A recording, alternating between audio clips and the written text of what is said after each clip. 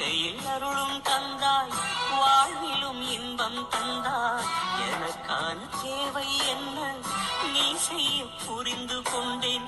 உனக்கென என்ன செய்தேன் இறைவா, உனக்கென என்ன செய்தேன். ஓம் சாந்தி. 29/12/2024. ஓம் சாந்தி. அவ்யக்த பாப்தாதா, மதுவனம். ரிவைஸ் 31/12/2002.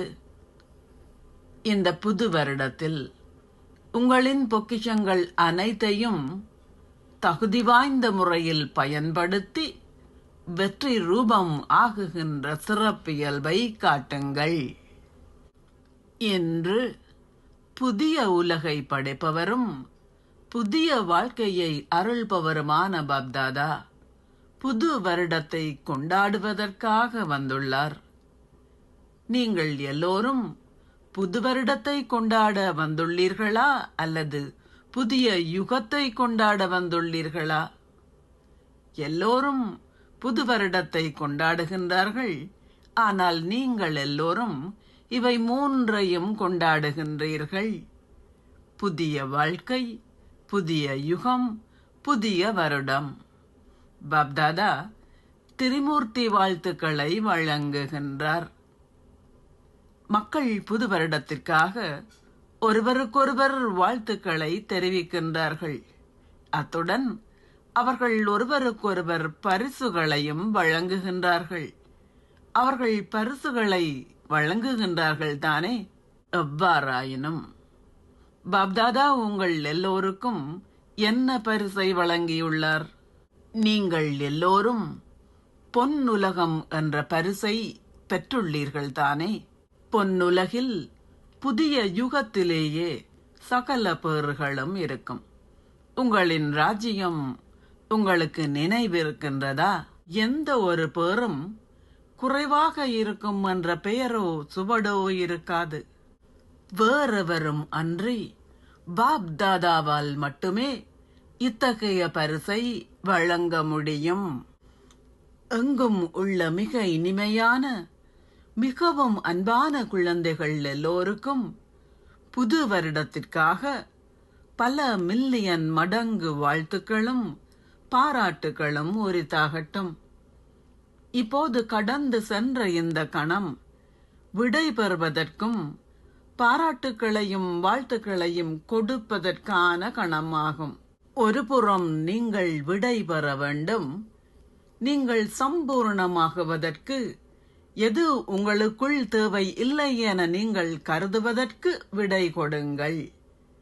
அதற்கு எல்லா வேளைக்குமாக விடை கொடுங்கள். முன்னால் பறப்பதற்கு வாழ்த்துக்கள், வாழ்த்துக்கள், வாழ்த்துக்கள். அச்சா, நீங்கள் முதலாம் இலக்க விசேட ஆத்மாவாக ஆகும் ஸ்திதியில் இருக்கும் உங்களின் அனுபவத்தில் உங்களை ஸ்திரப்படுத்திக் கொள்வீர்களாக. பிராமண ஆத்மாக்கள் எல்லோருக்கும் தாம் விசேடமான முதலாம் இலக்க ஆத்மாக்கள் ஆக வேண்டும் என்ற எண்ணம் அவர்களுக்குள்ளே இருக்கின்றது.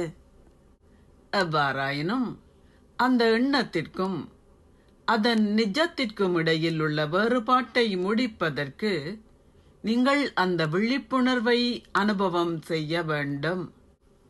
நீங்கள் கேட்டவற்றையும் அறிந்தவற்றையும் நீங்கள் நினைப்பதை போல் அந்த ஸ்திதியின் அனுபவத்தை உங்களுக்குள் ஏற்படுத்துங்கள். இதற்கு உங்களினதும் காலத்தினதும் முக்கியத்துவத்தை அறிந்து ஏதாவதோர் அனுபவத்தின் ஆசனத்தில் உங்களின் மனதையும் புத்தியையும் நிலைநிறுத்துங்கள்.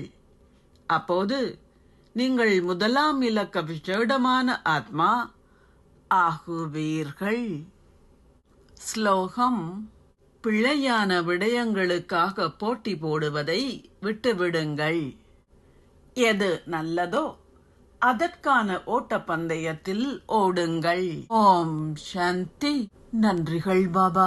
நாவினில் வார்த்தை தந்தாய், நாசியில் உயிரை தந்தாய், வாழ்வையும் நீயே தந்தாய் தேவா, வாழ்வையும் நீயே தந்தாய். விழிகளில் ஒளியை தந்தாய், எனக்கான வழியை தந்தாய், உணர்வையும் நீயே தந்தாய்